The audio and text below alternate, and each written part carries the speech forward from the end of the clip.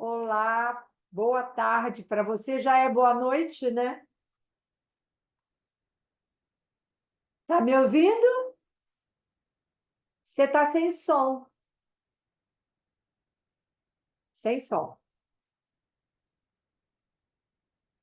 Não, não. Sem som.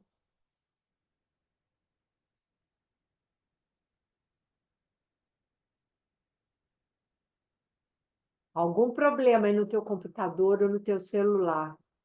Não está entrando som. Olá, Agora eu tô te ouvindo, mas aí não tô te vendo. pois, e agora? Agora Agora já sim. está? Ok, Vendo e ouvindo. ok. Perfeito. Bom, eu estou esperando os colegas chegarem, porque tem 5 colegas que queriam estar com a gente, mas a gente pode já ir conversando sobre essa maravilha aqui que eu li, adorei. Eu acho uma pena você não poder vir a esse evento, porque, por exemplo, agora, durante a ciranda, o Walter Carvalho vai passar o último filme dele e a gente vai debater, chama-se Ira. Ok. Então, assim, quando a pessoa está presente, né, o artista ou o escritor está presente, eu acho que aí o debate ele fica mais rico, né? Porque tem também a Com presença. certeza. É uma pena. Quando você vier ao Brasil, você me avisa que eu monto um evento para a gente poder conversar. Eu estive. Quando é que é o vosso? É Quando em é que é exatamente? setembro, é sempre em setembro. Esse ano vai ser nos dias 19 e 20 Ok. de, de setembro. Como as pessoas, não sei se eles vão vir, se não vão vir, estava combinado que viriam, mas enfim, eu acho que a gente pode conversar aqui já, começar a nossa Tá conversa. certo. Então, você é nascido chama-se Huambo ou Uambo?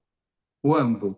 Uambo, né? Em 1960, jornalista, escritor, editor angolano de ascendência portuguesa e brasileira. Ah, tá entrando a Sandra Edler.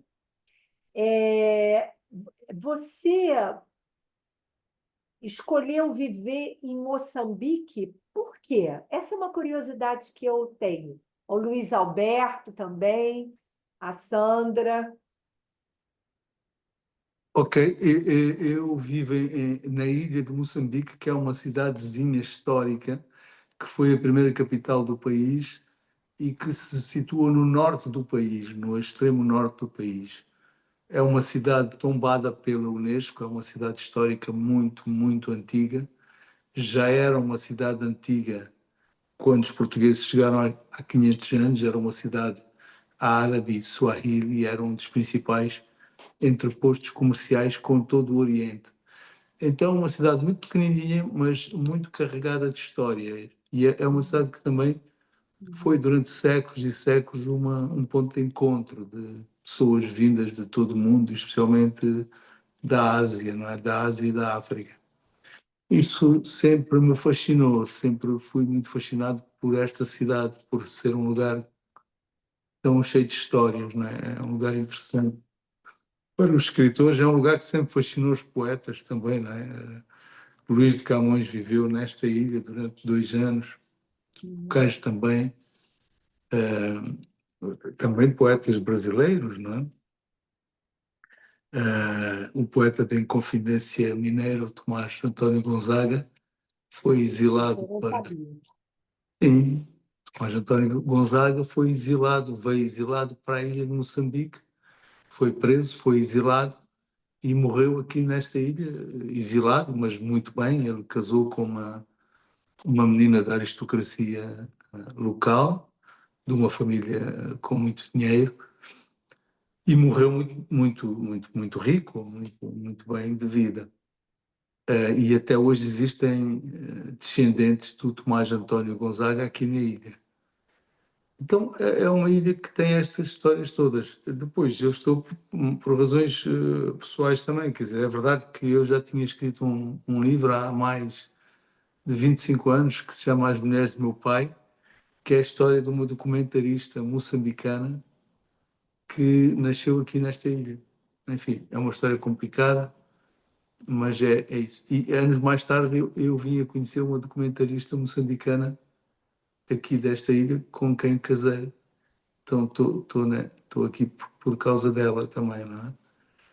Mas eu gosto muito é um lugar fora do mundo, muito longe das turbulências do mundo. É um bom lugar para escrever, é um lugar incrivelmente bonito, extraordinariamente bonito. Você está inspirando a todos nós aqui, pelo menos a mim, com certeza, de conhecer Moçambique e Angola, eu não conheço, realmente. Angola é mais fácil ainda, né? Angola não é tão longe assim, porque eu tenho que ir para Maputo, mas depois de Maputo até Maputo são 2 horas e meia de avião, mas depois de Maputo para Luanda são umas 3 horas de avião.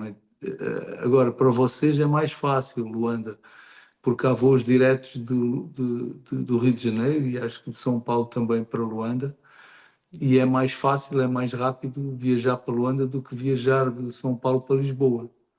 Então, Aham.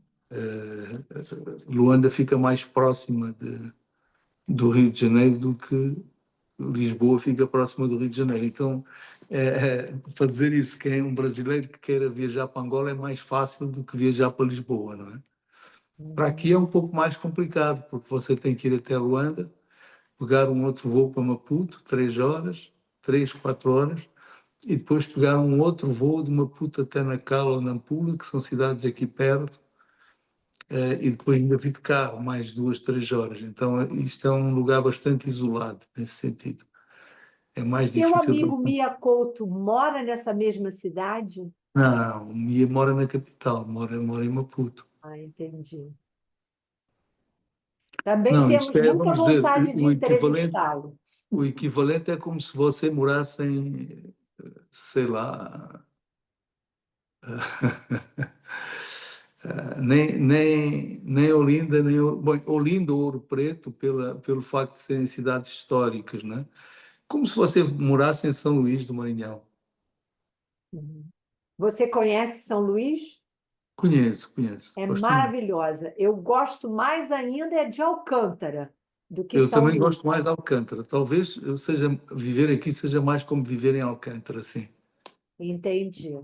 Ah, Você chegou em algum momento de visita a Alcântara, no mês sim, de maio, junho, assistir o, ah, a alvorada das cachoeiras? Você assistiu isso? não, não, É um não. negócio impressionante. Eu nunca imaginei que eu fosse assistir algo semelhante. São todas as mulheres, né, são descendentes, é uma cerimônia onde praticamente só as mulheres participam, Ok, e são mulheres descendentes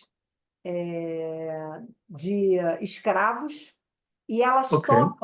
tocam as caixas e cantam em latim. Não. É um negócio Como é que se chama? absolutamente surpreendente. Como se chama? Vou tomar nota, preciso tomar nota disso. Chama-se Alvorada das Caixeiras. Eu vou pedir para minha amiga Beth Bittencourt, que é de Ok, lá, que foi quem me apresentou. ok. Olha, foi uma coisa arrepiante. Às 4h30 da manhã elas se levantam, você tem que se Alvorada levantar. das Caixeiras. Caixeiras. Deixa-me Isso. apontar. É muito bom isso, deixa-me apontar aqui. Alvorada das Caixeiras. Eu nunca ouvi, É. nem tinha ouvido falar. Alvorada das Então eu vou Caixeiras. te indicar coisas do Maranhão que você não conhece. Ah, E vou quero te mesmo. apresentar minha amiga Beth Bittencourt também, que acho que ela vai ficar contente. Quero muito. E você sabe, até lhe vou contar uma história engraçada. Deixe-me só tomar nota. Alvorada das Caixeiras, Alcântara. Ah, eu fui parar a Alcântara porque eu comprei, num sebo, creio, um livro de fotografias a preto e branco de um fotógrafo suíço radicado em Alcântara. E eu fiquei absolutamente deslumbrado, absolutamente Quem é esse deslumbrado. fotógrafo? Ele chama-se qualquer coisa Barnabas, como Barrabás. Não me lembro o primeiro nome, é qualquer coisa Depois você Barnabas. manda para mim o nome escrito, por favor, Perfeito, está bem, está bem. que eu vou perguntar para essa minha amiga Então, se ela, ela ela conhece. conhece, com certeza, acho que ele já não vive lá, mas com certeza ela conhece e conhece o livro, é muito conhecido. São fotos fabulosas a preto e branco, são retratos dos moradores de Alcântara, com uma Aham. pequenina história e tal. E eu, na altura, não tinha muito dinheiro. Lembro que fui de ônibus desde o Rio de Janeiro até São Luís. Sério? É verdade. E depois, porque Caramba! queria muito conhecer. E depois, bom, depois peguei aquele barco, aquela viagem louca de barco, uma viagem curtinha, Aquele mas barco que fica para lá e muito assustadora, muito muito. assustadora, até Alcântara, não é? Então foi assim que eu conheci Alcântara. Ou seja, eu fui a São Luís a primeira vez, depois voltei várias vezes como escritor, não é? Para ver, convidado, vá lá, em festivais literários. Mas a primeira vez que fui a São Luís foi para ir a Alcântara, não foi para ver São Luís, foi para ir a Alcântara. Porque era por causa deste livro, porque fiquei completamente. E não conheci o fotógrafo, não conheci, fiquei poucos dias lá, mas foi uma viagem. Considerado pelo livro. Ah, é assim. Que bacana. Depois fui Bom, várias vezes a São Luís, gosto muito de São Luís, muito daquela parte antiga. De facto, tem bastante a ver com esta cidadezinha onde eu estou agora, embora esta cidade é uma cidade largamente árabe. Como eu disse, quando os portugueses chegaram, já era uma cidade árabe. Então, este casarão que eu comprei, que recuperei, é um casarão do século XVII. São casas muito antigas, todas aqui. Casas com maravilha. 300, 400. Não há nenhuma casa aqui com menos de 300 anos. Olha É, só, é, é, é impressionante. tombado pela Unesco, é património da humanidade.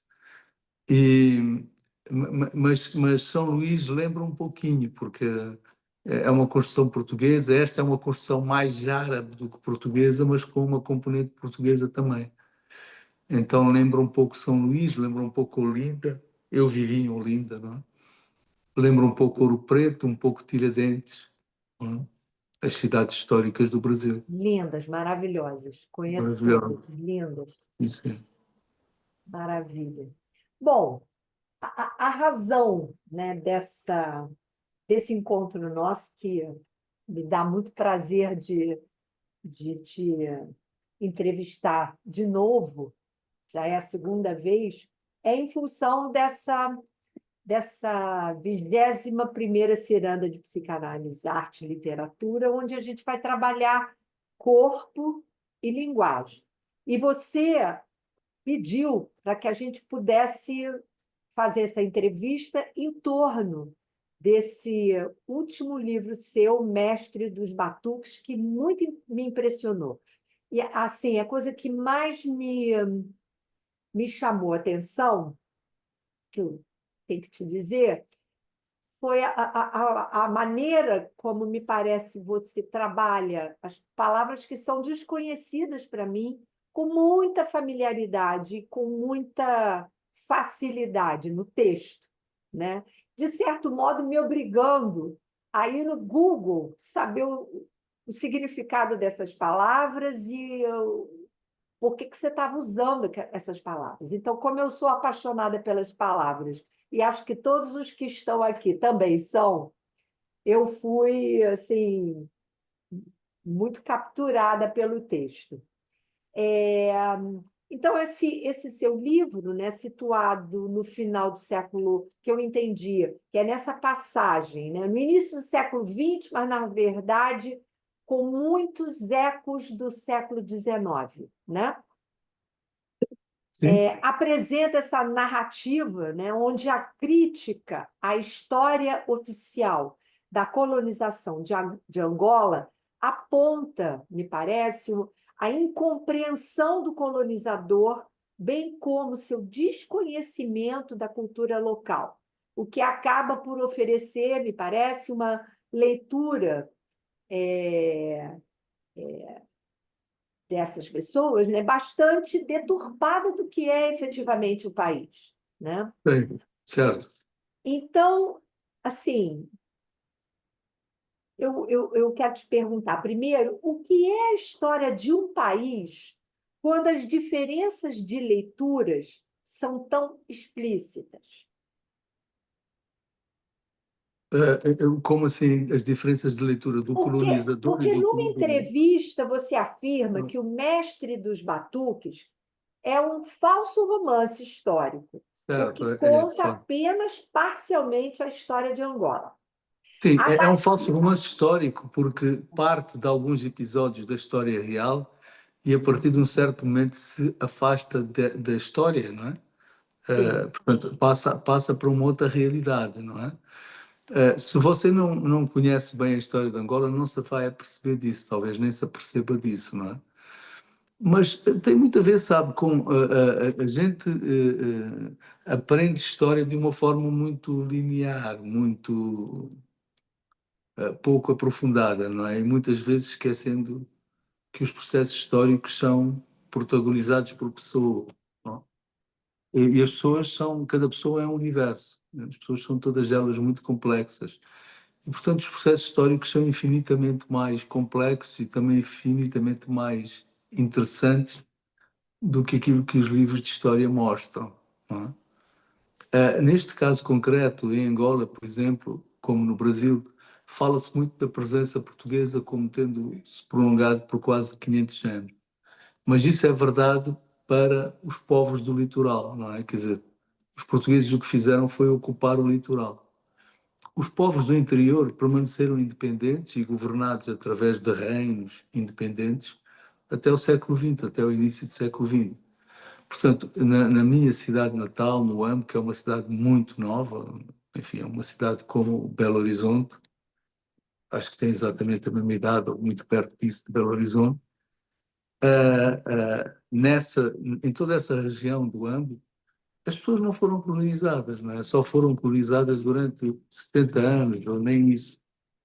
Então, a presença colonial foi ali uma coisinha de nada, não tem grande relevância. Mesmo no Brasil, é um pouco assim, quer dizer, quando você fala os portugueses colonizaram o Brasil. É verdade, os portugueses colonizaram a franja do litoral e depois quem colonizou o Brasil foram os próprios brasileiros, não é? Quer dizer, aquilo que a gente chama os portugueses já eram os brasileiros, não é? Só que o Brasil ficou independente em 1880, não é assim? Mas antes disso já havia Brasil, naturalmente. Antes disso já havia brasileiros. E, portanto, todo aquele processo de ocupação do território é protagonizado por brasileiros. Os bandeirantes já eram brasileiros. Não é? Havia um outro português, ali meio despardalado, mas já eram sobretudo brasileiros. Então é isso, quer dizer, a história não, aquilo que a gente aprende na história às vezes não é verdade de todo, não a é? história oficial não é a história real. Nunca é, nunca é. É É, muito, é feita de uma forma muito primitiva, não abarca essas nuances, não é? E é essa realidade complexa que é a história ser protagonizada por pessoas, não é? Então é isso. E o meu livro tenta fazer isso um pouco, desmontar essa visão colonial, não é? O que você disse é muito verdade, que é quem coloniza não quer conhecer o outro, não é? O é processo verdade. colonial é um processo, a ocupação é sempre um processo injusto na medida que parte desse princípio de que há uns superiores aos outros, há uns que têm o direito a dominar. E, portanto, esses que se acham no direito a dominar, quando ocupam, não querem conhecer o outro, não buscam o conhecimento, não é assim? E, portanto, há uma grande ignorância do colonizador em relação ao colonizado. O contrário não é verdade. Normalmente existe um grande conhecimento do colonizado em relação ao colonizador, não é? Quando a gente pensa isso em termos de literatura, é muito interessante, porque na literatura portuguesa, durante décadas, mesmo já depois do 25 de Abril em Portugal e da descolonização, ainda assim, durante décadas, os romances portugueses que tratavam dos novos países africanos, raramente os africanos tinham voz. Eram romances sobre portugueses em África. Ok? O contrário não é verdade. Nos romances dos autores africanos, isto é muito interessante, nos romances dos autores africanos, os portugueses têm voz. Os portugueses têm uma identidade, têm uma presença, têm uma cor, são pessoas. E no caso dos africanos, nos romances dos autores portugueses, normalmente não existem, são uma paisagem. E não existem porque os portugueses não conheciam. Não conheciam aquelas pessoas. Não tinham conhecimento para escrever sobre elas e, portanto, não lhes davam voz. Não é? Isto é muito interessante porque não estamos a falar da literatura colonial. Já estou a falar de autores que produziram depois do 25 de Abril, depois da independência das colónias. Uhum.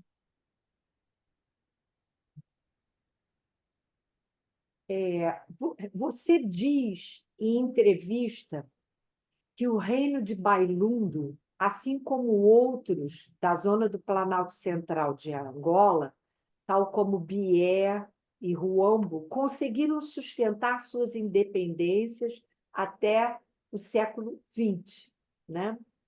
E o que Certo? aconteceu depois? E mais, você acha que, além da posição geográfica privilegiada, esses reinos puderam manter, entre aspas, o corpo cultural e tradicional de seus antepassados? Por quê?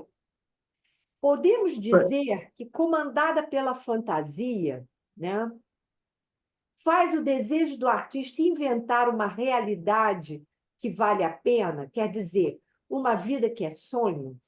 Quer dizer, a partir.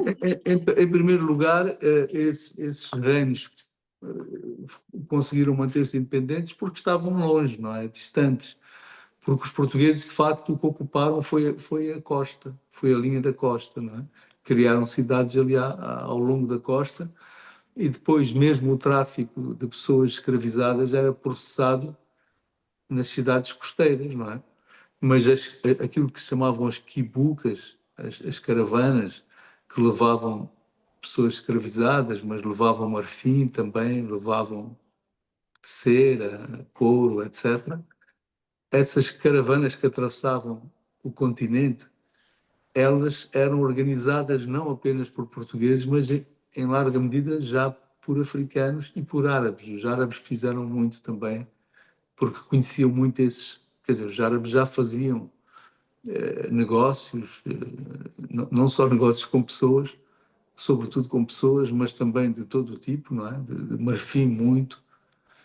Há muito mais tempo que os portugueses. Não é? Aqui na costa oriental onde eu estou, o tráfico de pessoas escravizadas para o Oriente foi 6 vezes mais do que o tráfico de pessoas escravizadas no Atlântico. Ninguém fala disto, mas foi 6 vezes mais, importante, numeroso, enfim, em termos de quantidade de pessoas que foram levadas.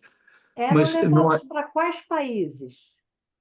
tudo. China, Iraque, Irão, os países do Oriente Médio, todos esses países. Índia, muito Índia, porque a Índia fica logo aqui à frente, não é? Quer dizer, é como a Índia está para Moçambique, como o Brasil está para Angola. Aliás, aqui em Moçambique, mais uma vez, quando se diz estas coisas da história do colonialismo, quando se diz, os portugueses ocuparam Moçambique ou governaram Moçambique, não é bem assim, porque Moçambique foi governada a partir de Goa, durante vários séculos, a partir de Goa, na Índia. Então, aquilo que se chama, que a história chama portugueses, muitas dessas pessoas, na realidade, eram goeses. Eram populações, eram pessoas da Índia, de Goa. E, portanto, a ligação com o Oriente aqui deste lado é muito intensa. Há um lado oriental, aliás, até em termos da música, até da personalidade das pessoas, os africanos orientais são completamente diferentes dos africanos ocidentais. A música da África Ocidental é No absolutamente biotipo diferente. também, né? Pela miscigenação. Aqui tem mais miscigenação com árabes, exatamente, com os Aham. árabes e com indianos também, não é? E estas cidades do litoral, na linha da costa, que se chamam as cidades Swahilis, não é? De influência da civilização Swahili, mas os Swahilis já são uma mistura, não é? Com os árabes, etc. Aqui chega toda a gente, persas, aqui chegou toda a gente. E do lado, na costa ocidental, é completamente diferente, não é? O Brasil é muito mais influenciado pela costa ocidental. Então, a música brasileira, a influência é basicamente toda ela da costa ocidental, de Angola, da Nigéria, etc. E as religiões brasileiras também, né? As religiões africanas do Brasil, a mesma coisa. O Brasil não tem tanta influência da costa oriental da África.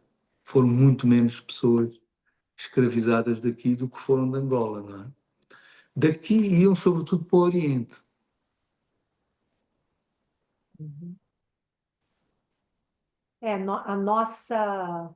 a- a- os escravos que vinham na grande maioria de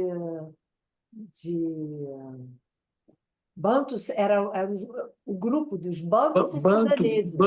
Banto, sim, estas populações daqui, desta parte da África, são, salvo populações muito pequeninas, os Khoisan, que são os povos originais, que são os Uhum. povos mais antigos do mundo, porque, como você sabe, a humanidade começou aqui, não é? E houve uns povos que ficaram, os Khoisan, e os outros saíram e foram colonizar o mundo. Pensa-se que ao redor de 10 mil pessoas. Então, todo o mundo é descendente de cerca de 10 mil africanos. Então, por incrível que pareça, em termos genéticos, há mais proximidade entre um sueco e um índio brasileiro do que entre dois Khoisan. É incrível. Ou seja, Que estes coisa Khoisan que ficaram, impressionante. esta população, que é uma população que existe até hoje no deserto do Namíbia, em Angola, no sul de Angola, que são os homens originais, a população humana original, é uma população com mais diversidade, embora seja uma população hoje extremamente reduzida, em Angola há de haver alguns milhares, e depois existem alguns milhares, enfim, mais na Namíbia, na África do Sul, no Botsuana.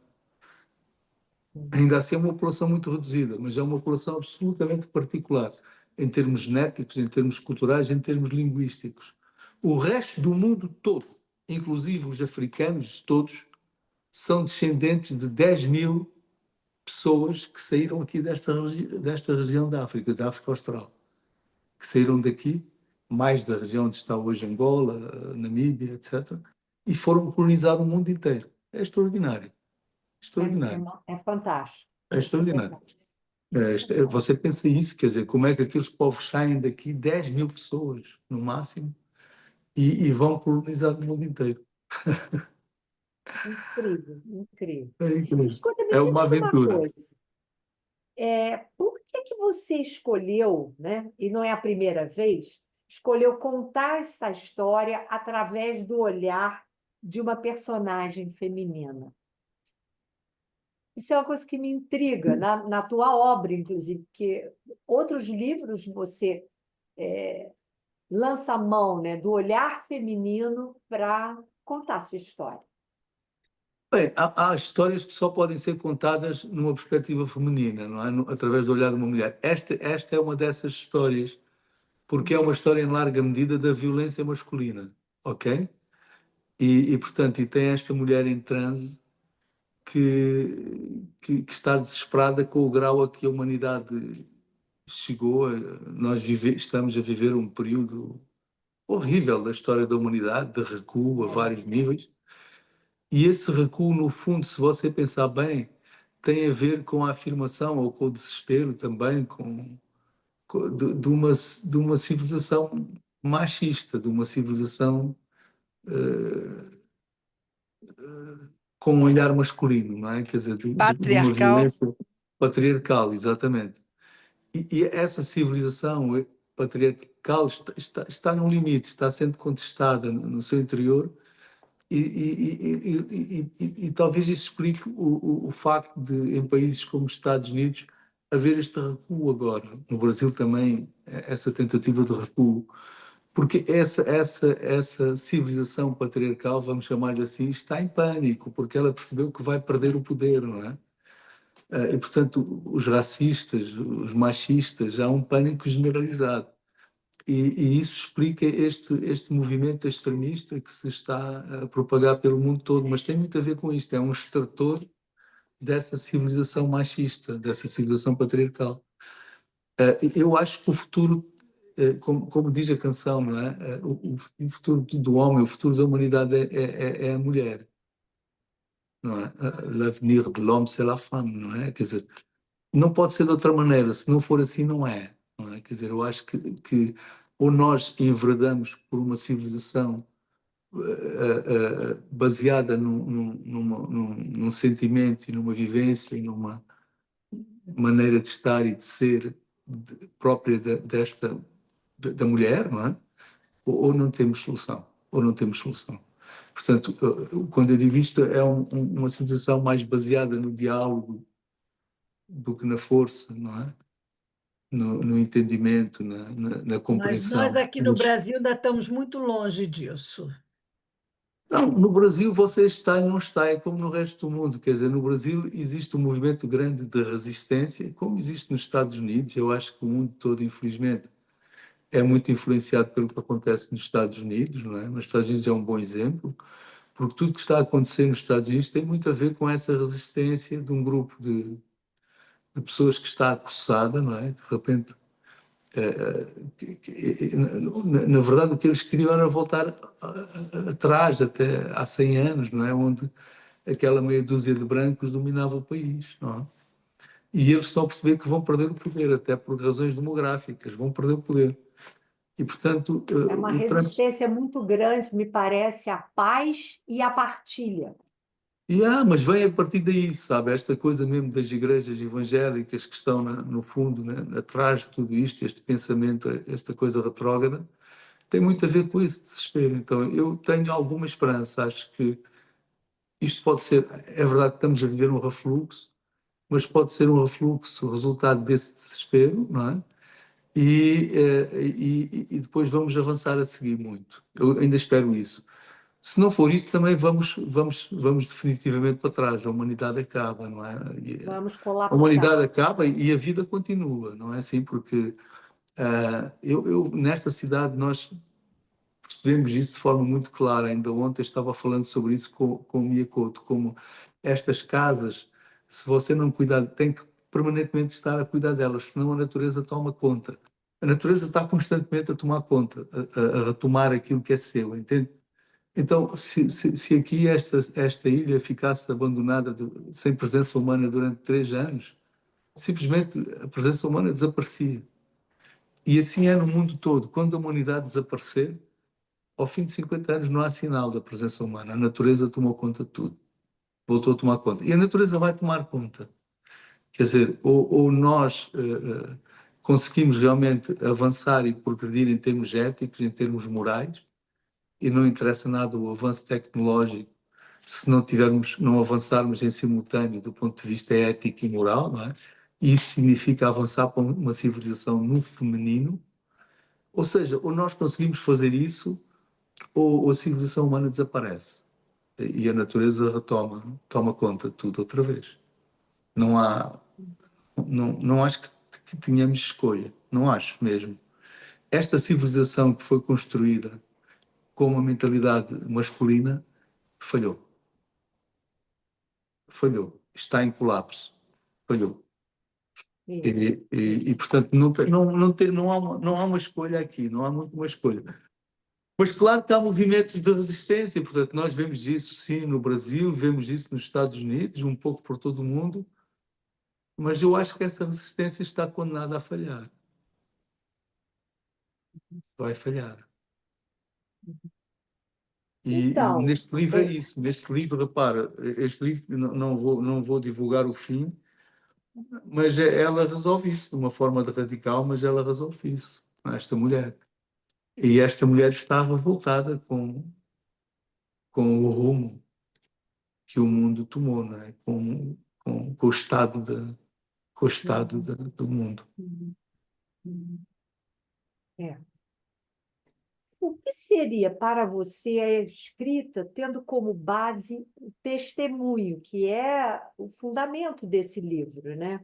Por exemplo, Sim, Leila ligado a isso, Pinto. há uma outra, talvez algo que seja importante falar. Eu falei há pouco nessa prevalência do diálogo. É importante, não é? Mas há uma outra coisa que você tem nesse pensamento feminino, que é a escuta. A escuta. A escuta para tentar compreender o outro. Entende? Não é para você a seguir tentar impor a sua vontade. Não. A escuta genuína. Aquela escuta que pretende ouvir o outro, que pretende entender, que pretende avançar, que pretende. Entende? Esse trabalho de escuta é fundamental também, recuperar isso. Não é? E as pessoas não se escutam hoje, né? Não, Só a gente querem não vive. falar. É isso, mesmo quando há uma falsa escuta, você finge escutar, mas o que você quer é falar a seguir, é impor o seu pensamento. Você não está disponível, não está aberto para o pensamento do outro, Para a surpresa, né? Que o para outro a está. surpresa e para a possibilidade de se contaminar, não é? Quer dizer, Aham. essa ideia de contaminação para mim também é muito importante, não é? Você parte sempre do princípio que está certo, não parte da ideia de que o diálogo, a escuta, é importante porque você pode estar errado. Portanto, você pode e deve aprender com o outro. Não é? E isso não se esgota na humanidade. Quer dizer, quando eu digo escutar o outro, não é apenas escutar o outro humano. É escutar o outro que não é humano. É você aprender a escutar as baleias. Okay? É você aprender a escutar as plantas. Portanto, é um exercício muito mais lato. Você tem que aprender a escutar as outras formas de vida. Tem que aprender a escutar a terra. Só quando você. E escutar nesse sentido, de tentar compreender e de tentar aprender com. Então você tem que aprender com as baleias. Você tem que aprender com as árvores. Com o diferente, com Ou aquilo que te diferente. ultrapassa. Exatamente. Uhum, uhum. Deixa eu te fazer mais. Tem mais duas perguntas que eu faço questão de colocar. Primeira, assim, o que é para você a escrita e, particularmente, o reescrever a história sociopolítica e cultural de seu país de nascimento? Como é que é isso para você? Né? Porque a Olha, gente sabe que tudo tem se tudo a ver escreve com uma ficção. tem tudo a ver com aquilo que eu Sim. disse antes, que é a escuta, o ouvir o outro, não é? A mim o que me interessa são as versões, não é? Eu não acredito numa verdade, acredito em versões. Acredito que o que importa, o mais importante é ouvir a versão do outro, escutar o outro, ouvir a versão do outro. E enquanto escritor, enquanto romancista, enquanto ficcionista, é isso também que me interessa, é dar a versão do outro, é dar voz ao outro. E é isso que tento fazer neste livro. Então, este livro é uma tentativa de contar essa mesma história, desse processo colonial, mas através do olhar do outro, Em várias Aquele que vozes, não né? tinha nem voz nem em várias capacidade vozes, de em várias vozes. acolhimento, né? E Desculpe, é, Sandra, você falou alguma coisa. Não, ele já respondeu assim, são inúmeras vozes, né? O livro parece uma sementeira de tantos caminhos que ele abre, né? sim, Caminhos da exatamente. história, caminhos da herborística, posso dizer assim, a história das ervas, da medicina da Isso. floresta, com substâncias até letais, não é? Sim, o livro tem muito a ver também com a importância do saber tradicional, né? Do conhecimento ancestral e de como certas práticas que nós consideramos ou tomamos como mágicas, e esse termo mágicas tem muitas leituras também, muitas vezes é uma ignorância nossa, não é? E, e é uma dificuldade, é uma incapacidade nossa de olhar. Mais uma vez, voltamos à necessidade de escutar, não é, o outro. E de escutar e de estar atento a esse saber ancestral. Ou seja, existe um saber ancestral, uma sabedoria ancestral que é muito moderna, não é? Que é muito moderna. Nós estamos a ver isso, quer dizer, quando eu falei há pouco nessa coisa de você ouvir a árvore, ouvir as baleias, ouvir os animais, nos povos tradicionais, não só em Angola, mas exatamente a mesma coisa no Brasil, se você for falar Sim. com os povos da floresta, não existe uma fronteira entre o que é humano e o que não é humano. A vida é fluida, não é? Não há identidades fixas. Há um processo, ok? E essa ideia, que é uma ideia que está presente em toda a filosofia tradicional africana ou dos povos da floresta no Brasil, ela é completamente moderna. Quer dizer, a própria ciência hoje vem percebendo isso, vem compreendendo isso, essa fluidez. Tudo é fluido. Não é?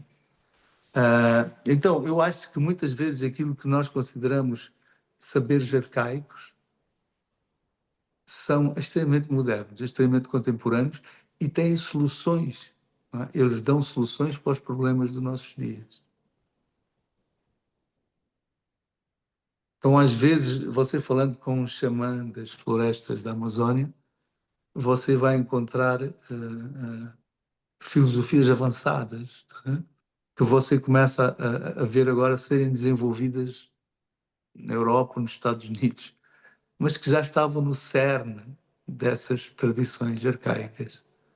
Ou você vai encontrá-las nas tradições da Índia, ok? Que essas estão escritas, há uma produção escrita, não é? Você vai aos livros sagrados do hinduísmo e vai encontrar muitas ideias que são absolutamente contemporâneas, a teoria das cordas, que já ecoa ali, que já está ali de alguma forma, não é? Então, a gente, pelo que você está dizendo, a gente pode dizer também que o corpo humano se continua com esse corpo natureza. É isso que você está falando? Exatamente, não há uma fronteira. Quer dizer, quando o xamã ele toma determinadas ervas, ele se transforma, não é, numa árvore. Não? É exatamente isso, quer dizer, não existe fronteiras. A pessoa pode ser uma pessoa e ser uma árvore, pode ser uma pessoa e ser um pássaro, uma ave. Não, não. As fronteiras, quase todas as fronteiras são criações artificiais. Não, a natureza não funciona com fronteiras, não funciona com muros. A natureza é fluida.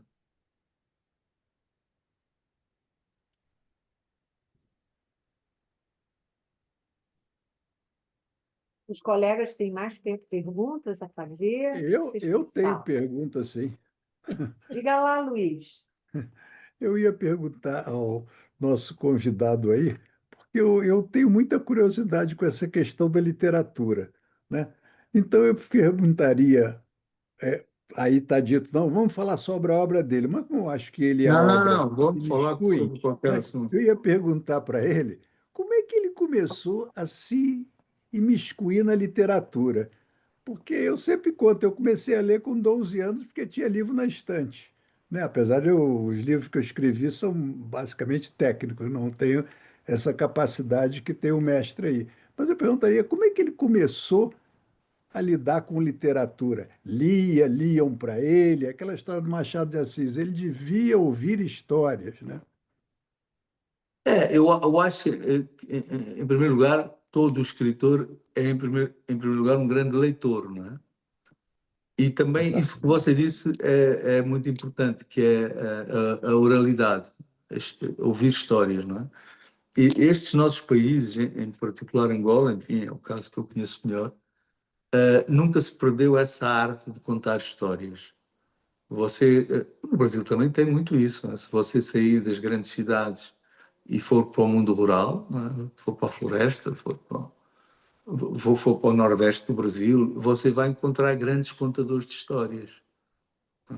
E isso em Angola é absolutamente extraordinário. Funciona muito assim. Quer dizer, você sai para a rua, começa a conversar com quem quer que seja, e você tem uma história ali, encontra uma história ali. E quando eu era pequeno, eu fui criado, eu sou o mais novo de muitos. Vá lá, eu tive 7 primos e uma irmã, mas todos crescemos juntos, então éramos 8 à mesa, 9, 10 pessoas à mesa, de 11 pessoas à mesa, vá lá, eram mesas grandes. E aquele que tivesse a melhor história era um rei, não era? Era aquele que era ouvido, não é? E, portanto, importava saber ouvir e importava também saber contar histórias. Então, eu acho que aprendi a contar histórias um pouco ali, não é? Ali, não é? Porque era importante saber contar histórias. E depois, claro, evidentemente, através dos livros. Eu tive a sorte de ter, enfim, os meus pais liam muito, a minha mãe era professora de literatura portuguesa, não é? Portuguesa, brasileira, africana, enfim, de língua portuguesa. E nós tínhamos em casa uma boa biblioteca, os meus pais nunca me pediram de ler fosse o que fosse. Então nós íamos lendo aqueles livros que estavam à mão, não é? Ali na estante, íamos tirando os livros e íamos lendo. Então eu li muito. Na verdade, acho que lia muito mais na minha adolescência do que leio agora, não é? Na minha adolescência eu era de facto um grande leitor. Lia mais do que leio hoje.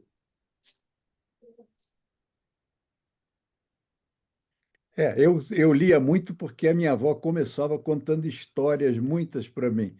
E tinha também a biblioteca que eu podia ter acesso, que era do meu avô, porque o meu bisavô era português.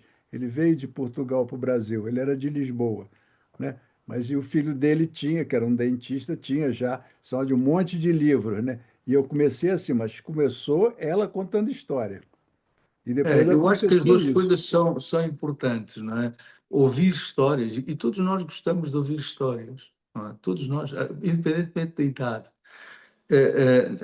Eu sempre estranho que no mundo de língua portuguesa não se faz uma coisa que é muito comum no mundo de língua francesa, ou na Alemanha, ou no mundo de língua inglesa, que são as leituras.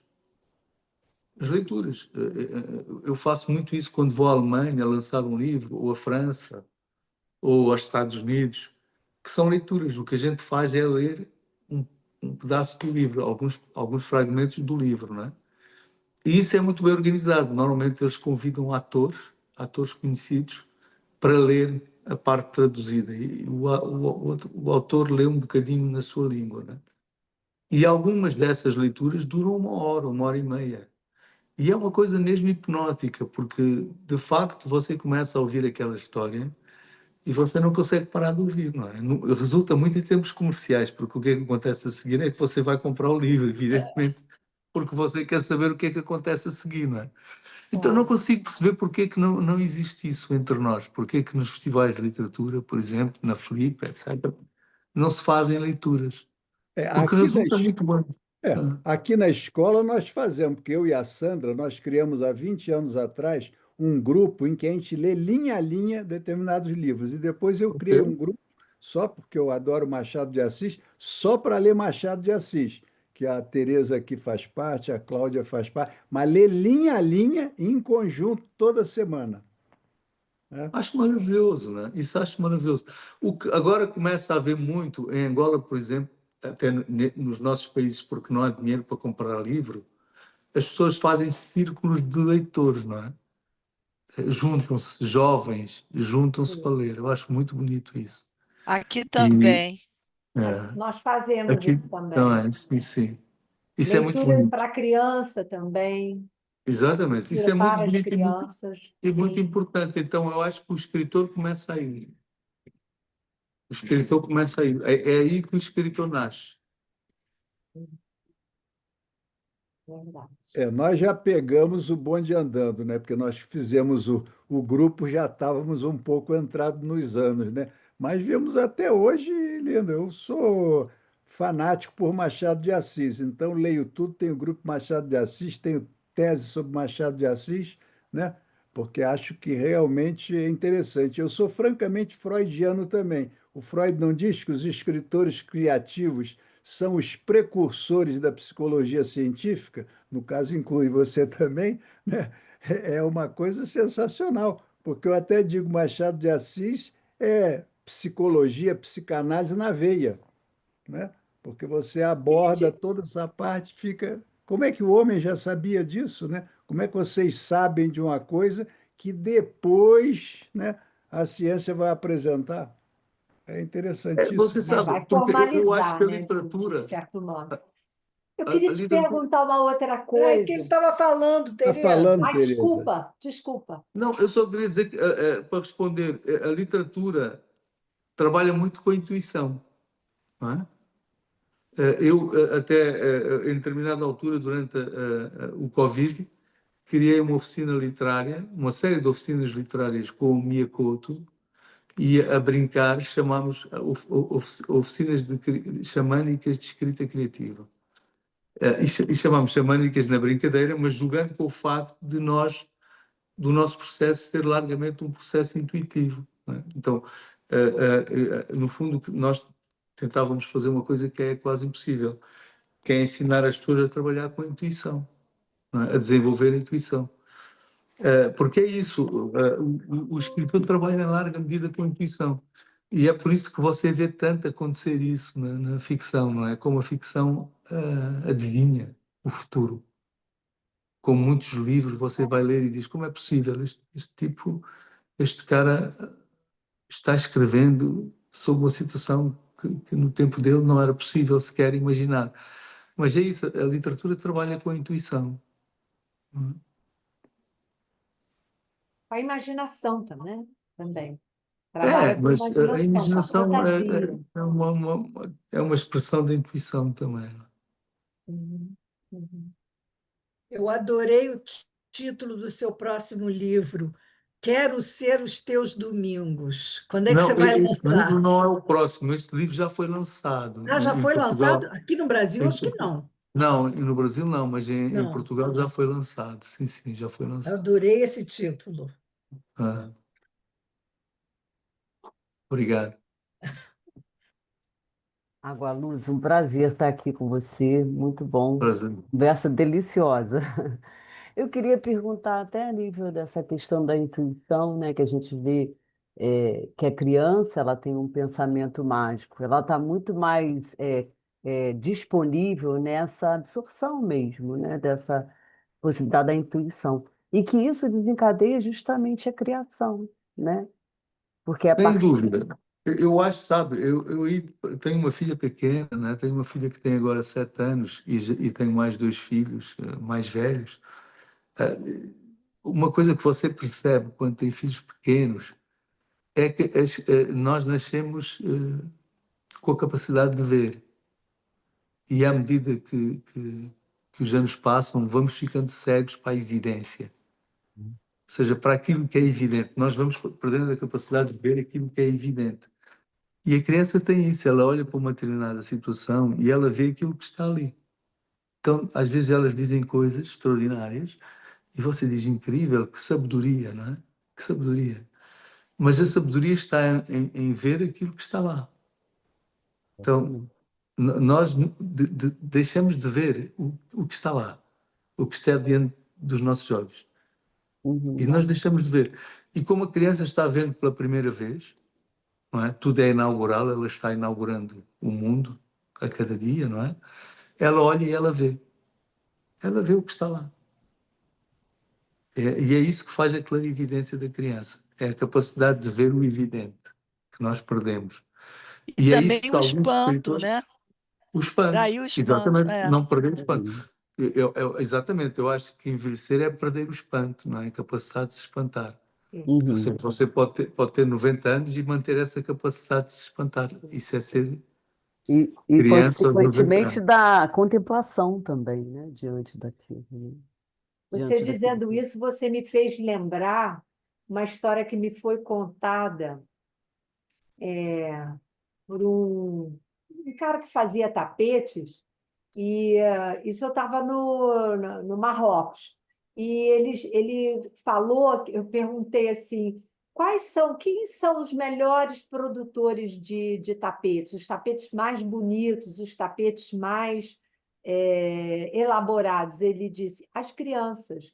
Aí eu falei, mas as crianças? Ele falou, porque as crianças, até a idade mais ou menos de 12, 13 anos, quando eles têm outros interesses, né? Os interesses pelas meninas e tudo mais, quando as crianças produzem os tapetes, elas veem matizes, elas veem cores, né? Que, quando elas entram na adolescência ou os adultos, não conseguem ver. Isso nunca eu esqueci. E que tem tudo a ver com o que você acabou de dizer. As crianças veem, né, pela primeira vez e têm a curiosidade de enxergar aquilo que está ali. Elas não Exatamente. estão com a O cabeça em outro Picasso, lugar. o Picasso dizia isso, né? O Picasso já muito velho, ele dizia isso, ele dizia, levei a vida inteira tentando voltar a pintar como uma criança. Isso. É verdade. No fundo, tentando voltar a ver como uma criança, não é? Então, acho que o desafio é exatamente esse. O desafio é voltar a ver como uma criança. Isso é uma coisa que todos nós devemos exercitar, não é? Alguns dos escritores que eu gosto mais, estou a pensar num escritor português, o Gonçalo Tavares. Quando você lê os livros do Gonçalo Tavares, é isso. Ele está a falar de coisas que são óbvias, mas você nunca tinha pensado naquilo.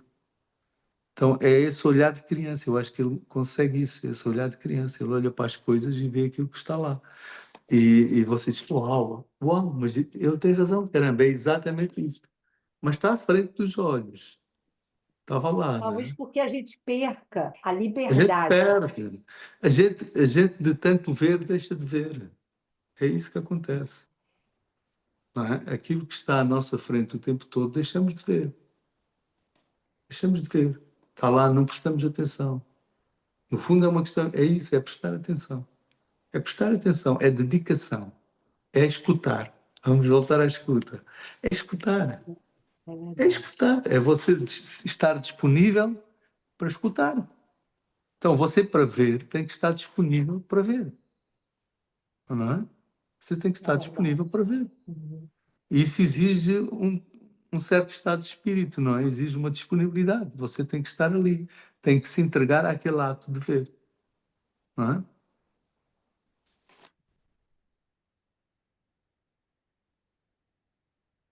Vocês querem fazer E mais alguma pergunta? só para terminar, Sandra, então, só para Tá terminar, sem som. Deixa o espaço aí Sim. para a Sandra, que ainda não falou. Não, só agradecer, eu achei o livro maravilhoso. Eu acho o livro, pensei até que fosse uma trilogia de tantos assuntos que ele abre, né? Uma sementeira de ideias e uma recuperação da memória, né? sim. tem amigos meus que dizem, agora queremos saber o resto porque tu acabaste muito rapidamente, queremos É, saber a história da mulher, da porque narradora. não, você vai continuar, né? Uma trilogia isso, porque tem Ah, muitos personagens, até Dom Quixote É, aparece com Sancho Panza. é é verdade, verdade. é verdade. Bom, Agualusa, quero te agradecer Muito obrigado, imensamente Nossa, muito por obrigado. mais maravilhoso. essa oportunidade de te escutar. Aprendi muitas coisas. E queria deixar o convite para o ano que vem. Quem sabe Valeu. você vem no presencial nos alegrar com as suas palavras, com o seu olhar e o seu pensamento, a sua escuta, né? Nós queremos também te escutar. Queria te Muito agradecer mais obrigado. uma vez. Tá bom? Muito Obrigado, obrigado obrigada. Em Muito mesmo. nome da Tá obrigada. Muito Escola obrigada. Adriana de Obrigado. Tá, Psicanálise. tá. Bom, Obrigado, até a próxima. maravilha. Tchau, Até a Tchau. próxima. obrigado. Até a Tchau. próxima. Tchau.